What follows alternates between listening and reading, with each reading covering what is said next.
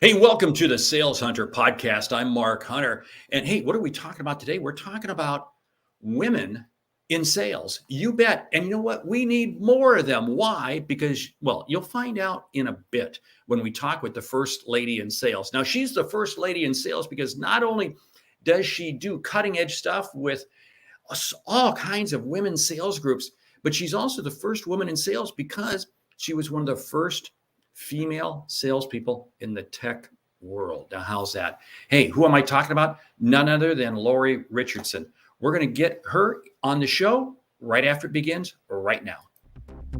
You're listening to the Sales Hunter podcast with Mark Hunter, where the focus is to help you as a sales leader sell with confidence and integrity. And now here's your host. Hey, welcome to the Sales Hunter podcast. Of course, you've been looking at Lori the entire time. I never took her off screen because how can you do that to the first woman in sales?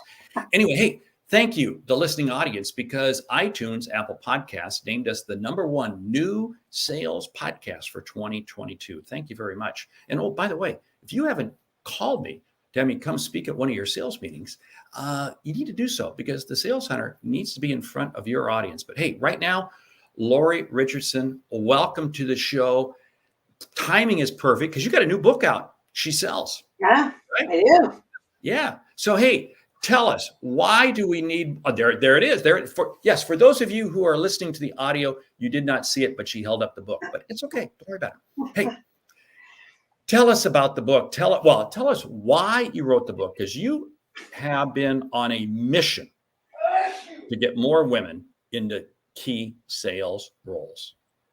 And I remember years ago when we first met, you shared with me some startling observations about women. So talk to us. Why do we need more women in sales? Well, thank you for having me today, Mark. It's really a privilege to be on your podcast, and congratulations on doing so well with it. We've known each other for a long time, and so you know how long it's been that sales, B2B selling is a male majority world, and it's a white male majority world, in fact, and women are underrepresented at every level in most industries, most B2B roles. So it's something that didn't bother me for a while because I started my consulting business 20 years ago, but it just got to me after I would go in to present to a room full of sales leaders, as you do. And I walked in one day to a room, this was in 2015, and I had met with all the managers separately up and down the East Coast, and it was a telecommunications company. And I walked into this room where all the managers were together. There was about 80 of them. And there were about 3 women in the whole room, and plus me. And it just hit me like a brick, like I hadn't noticed before, but suddenly I saw that all these managers, and they were not technical. This was not a technical sales manager role. They were not engineers. They were people reselling services. And I just thought, where are the women? It reminded me of the 80s when I was selling technology back then. And I just thought, this is crazy because I know so many good women who are great at selling. Our common friend, Jill Conrath, she was one of my mentors. And, I just had to go and start doing some research about it. And that's when it began. Well, you know what I find so very interesting is it's amazing how far we've come and yet how far we have to go. Because I'm with you now. You walk into a room like industrial sales, for instance. Yeah. I was with an industrial sales group and probably 200 people in the room. And there were maybe 3 females, Yeah. And yet you look at engineering schools today and the percentage of women getting engineering degrees has really dramatically increased. So we're seeing this move, but we're not seeing it in sales. Why? Yeah, and we see the successes with women in the sales education programs, like Dr. Dover's classes, for example. The women excel, and they're just so many different, I call it a conundrum because there's just so many different things happening as women, we're raised to, you know, most of us go in and we go to college and get a degree, and then we go into that field. So there aren't as many sales programs, for example. So people like my daughter-in-law went into marketing. They got a degree in marketing because they need to have that degree. Now you can get a sales degree a lot more easily than maybe 10 years ago. And so that's changing quite a bit. But, you know, if it's not welcoming, and if a woman goes into a sales role and they are one of, you know, as you said, a few women in a room of 200, that just doesn't bode well for everybody. Not everybody wants to be in that environment. For me, it didn't bother me because I was a single mom and I wanted to make money. So all I cared about, I was one of the people that intentionally went into sales. Everyone else seemed to have stumbled into it, but I did it on purpose. Well, I think that's so true. Still, the majority of people in sales today stumble into sales. I didn't, sales wasn't what I set out to do.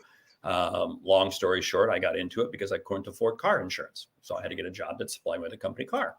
But there's some interesting observations. And I remember our good friend Jill Conrad, she and I had this debate years ago. You know, who is better, men in sales or women in sales? And she thought for sure I was going to say men. And I said, no, women, because they listen better. They empathize better. They take the time to truly understand. And I remember when I told her that, she was shocked. She was like, what? You're kidding.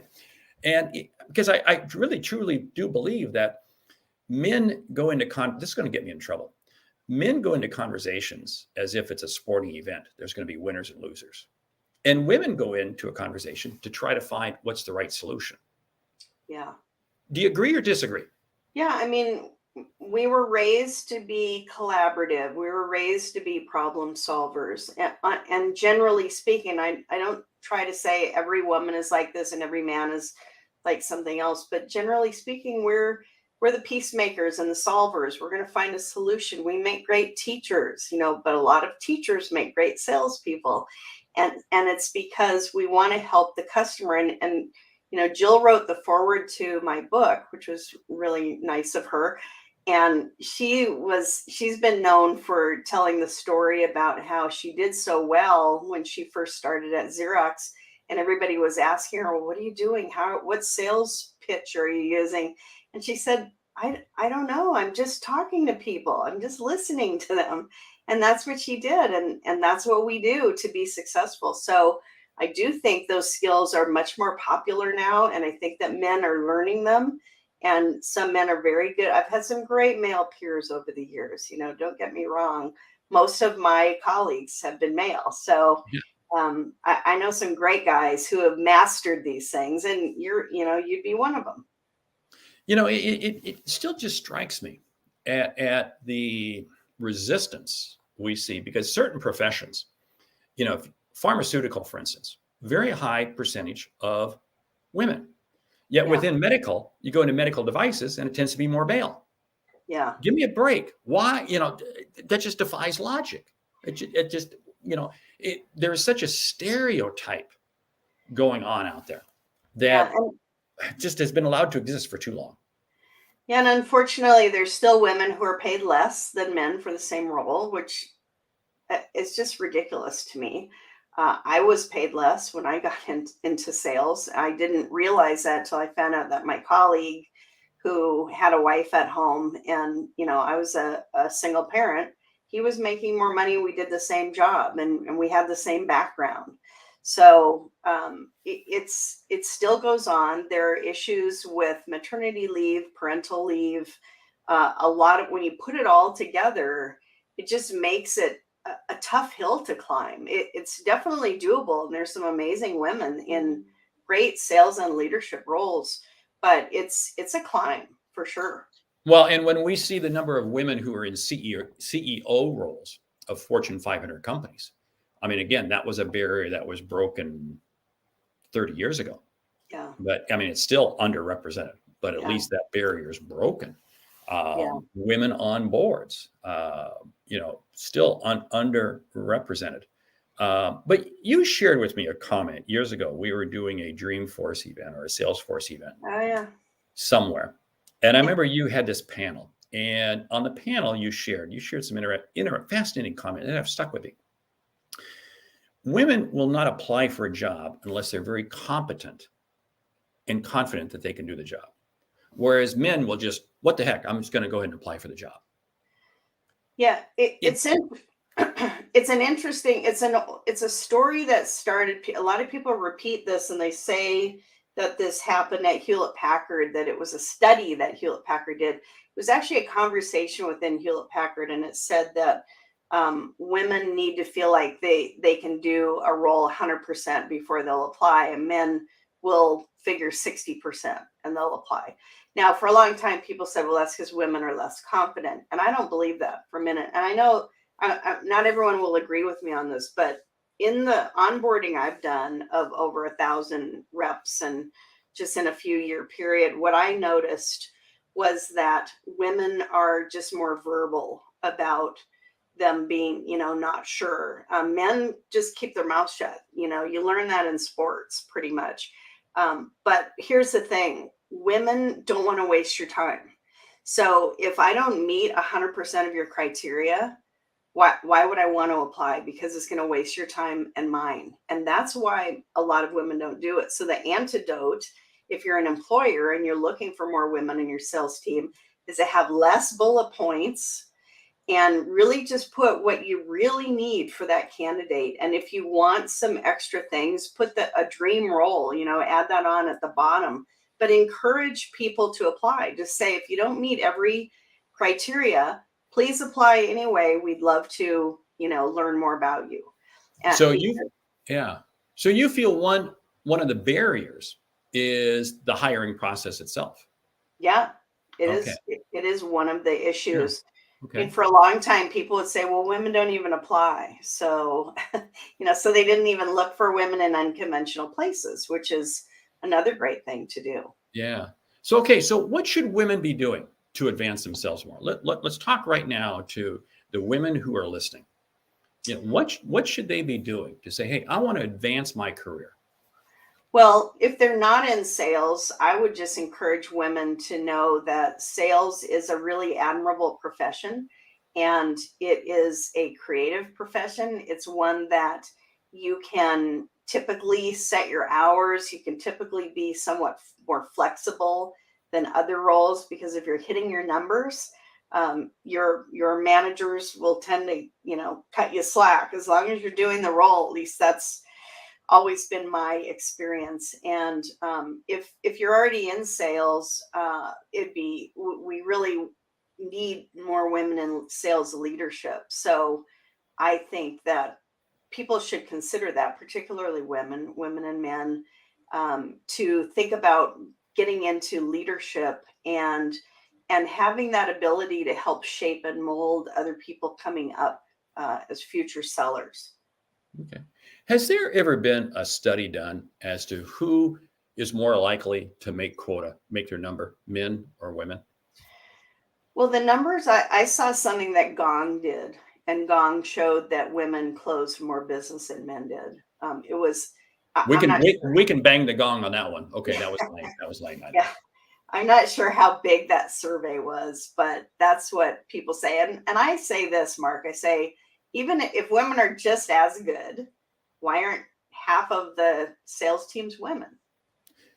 And that's the question, because I contend that women can sell more effectively than men. Yeah. because they listen better, they empathize better, they create viable solutions. And yet they don't occupy 50% of the roles out there. And it's just, and especially when you move up the food chain, when you move up the ladder. I see very few VPs of sales who are women, CROs who are women. I see more on the marketing side than I do on the sales side. Yeah. Yeah. Now the question would be, do women gravitate more towards marketing than they do sales? Only for the reasons I was talking about earlier, that you can get a degree very easily, just about anywhere. You can get a marketing degree. And the first thing that we want as women is we want the proof that we can do the job. So this is why, how many people do self-help and self-improvement. It's women that buy those books. It's women that take those classes. It's like, if I can do one more thing, I'm going to get this other certification. And this goes back, I believe, how we were raised and socialized. But when someone has a champion in a company and they're in the sales side, and they say, listen, I know you're in marketing, but I think you have a mind for sales. And I think that you could do really well here. Why don't you give it a chance? And if they can get some internal support, it's a great opportunity for companies to bring women onto their sales team through another department or channel.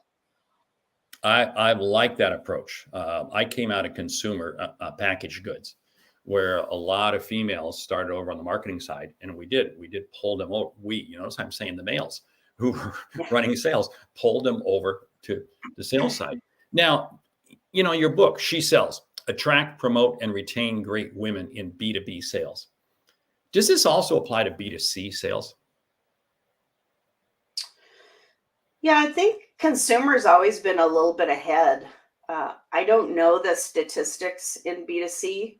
Mm-hmm. I know that I've talked to some people in some different areas where it was still a problem, but I've always been a B2B gal. Okay. I'm really focused on that issue. So I'm keeping it a narrow niche, but people say human to human, right? B2B, Oh, B2C.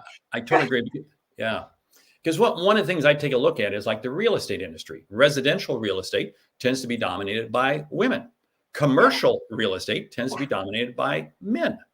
Yeah. And it's one of those things that, really, why is this? Yeah. Why is this? Yeah. But it is strange. So again, I sometimes wonder if it's a comfort level, or we just accept the norm and we don't want to push the envelope. It's the combination, Mark. It's okay. It's like a vicious cycle. If you're pushing me into away from commercial and into residential, then I'll go into residential. Mm-hmm. And so there are very few people that'll say, I don't care what they say. This is what I want to do. And I know for me, I had to be a single parent to say, I want to go where the money is. And I know that if I can get my salary squared away, I have unlimited commission potential. And so that's what I wanted to do. It's amazing at how money can kind of change people's opinions. But I still come back to that. This is going to get me in trouble. I think there's a risk factor that women are less likely to take a risk than men. Because I see this also in startups. You look at the founder community. I mean, the founder community happens to be male oriented. But Mark, women can't get funding. Women, right. That's what I mean. And it's time. So there are so many barriers that prevent women who have great ideas, right, and they can't get funding. So is it the cart or the horse? And that's what we're dealing with. So we know that women need to step up, but we know that there are a lot of systemic issues that, we need the pay to be equal. We need companies to be embracing diversity. We need people to want to have an inclusive team. And, I got invited to cigar bars and, different places to have our awards ceremonies and things like that. And people need to think those things through. And there's still, like we were talking about in terms of companies that are in building trades that do fishing trips and hunting trips. And, that's not comfortable for a woman to do in many cases. So we need to think that through. The companies have responsibilities and we do as women ourselves. And yet, what's interesting is everybody wins when you create a bigger pie. Yeah. This is what absolutely defies logic. But I see little territorial segments out there trying to cling to this is my world. Don't change my world. You said it. Yeah, the pie doesn't get smaller. It's a bigger pie. It gets a much big. I mean, the pie becomes massive in size when we become more inclusive. Yeah. But hey, let's talk about the book for a bit, because again, people got to pick up this book, especially. So who should buy the book? She Sells: Attract, Promote, and Retain Great Women in B2B Sales. Who is that written for? Yeah, I wrote the book for company leaders and for sales leaders who have trouble, who really want to have an inclusive sales team. That's my mindset, is that there are more people that want to accomplish this than don't. But they're struggling with different issues and different pieces of it. So it's really a how-to book. And there are a lot of tips and strategies to try. And every chapter has a list of items in the back to look at, to put into place to help you be more successful. So I just want to up the odds for people and give more ideas than maybe what they're thinking about already. Now, women like it just because they nod their head as they read through and yep, that happened to me. And I share stories about companies that have been more successful. So it's great for women, but it's really designed for the leaders in the companies who are typically male. Yeah, but I'll tell you what, I think the book fits for women because I can see women reading it and saying, "Yep, I agree," which gives them comfort that okay, what they're going through isn't just them, but it's the whole community is going through it. But I think this also plays a role for male peers who aren't in a hiring mode, who aren't in that space, to really understand this is the issue that women are dealing with. So I really think this book kind of peels back a number of the layers people have had regarding the role of women in sales. Because again, I hold out pharmaceutical and medical supplies and residential real estate and commercial real estate as the two contrasting things. So anyway, hey, exactly. I'm with you. We got to wrap up the show here, but that's not your day job. This is just your passion. You also have Score More Sales. Yep. So, hey, talk to us for a second about Score More Sales and what is it that you're doing out there in the marketplace right now? Yeah, so the thing that I have come to love about what I do, and I'm celebrating 20th year in business, actually, as Score More Sales, is that we help companies evaluate their existing sales teams and help them see who's stronger and who's really committed to being in a sales role. Not everyone's good in sales, Mark, as we know. And so this is a way to help companies and especially new sales leaders. It's a great tool and process to go in and evaluate their existing team and then to hire stronger sellers in the future. So we do that with consulting, training, and coaching wrapped around it. Okay. And the website is scoremoresales.com, right? Correct. Good. Okay. And we're going to put a link to the website and a link to the book in the show notes.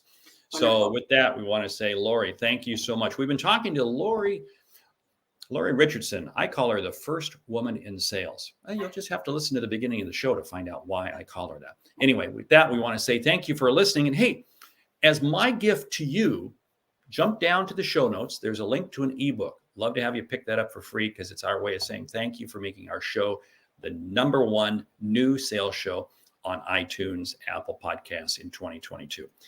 I do trust you value the content you've received and take a moment to rate and review the show on your favorite podcast app. And hey, tell a friend about the show too, because again, we continue to grow. Each week you get 2 episodes, one from me, a short 9-minute sales bite of a topic you can run with, and one show like this, a little longer, where we do a deep dive with an interview. Hey, Sales Hunter Podcast, it's all about helping you get the insights that you need to sell more effectively. I'm Mark Hunter. My guest today, Lori Richardson. Say goodbye, Lori. Bye, everyone. Thanks so much. Great selling.